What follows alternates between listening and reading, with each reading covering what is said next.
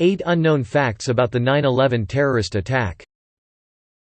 Number 1 For 99 days, Ground Zero burned. Firefighters tended to this seemingly endless inferno around the clock as the combination of jet fuel and combustible matter, such as office documents and furniture, meant that the wreckage of the World Trade Center burned non-stop. Number 2 Michael Jackson was almost a victim. The night before 9/11, he put on a lavish concert in New York's iconic Madison Square Garden.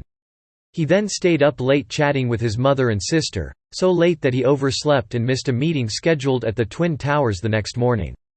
Number 3 Family Guy creator Seth MacFarlane had a near miss on 9/11. He had a seat booked on Flight 11 but missed the departure by 10 minutes. Hungover, he decided to take a nap at the airport, waking up 45 minutes later to the surreal news that the plane he should have been on had crashed into the North Tower.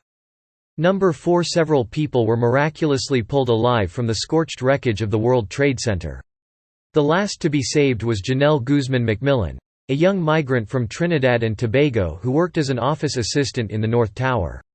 She survived 27 hours in the wreckage. Number 5 The terrorists used elaborate codenames. The 9/11 attackers referred to some of their targets using elaborate codenames. They called the Pentagon, the Faculty of Fine Arts, while the North Tower of the World Trade Center was, the Faculty of Town Planning. The attacks themselves were referred to as, the First Semester, while the 19 terrorists were dubbed, 19 Certificates for Private Education. Number 6 Cantor Fitzgerald, an investment bank, lost the majority of its staff in the attacks. Many firms based in the World Trade Center were decimated by the attacks, but none more so than Cantor Fitzgerald.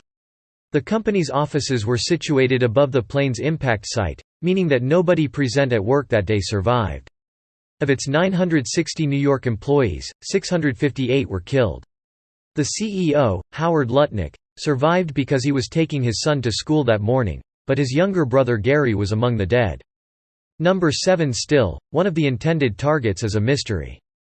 3 of the planes hijacked on 9/11 hit their intended targets, the Twin Towers and the Pentagon.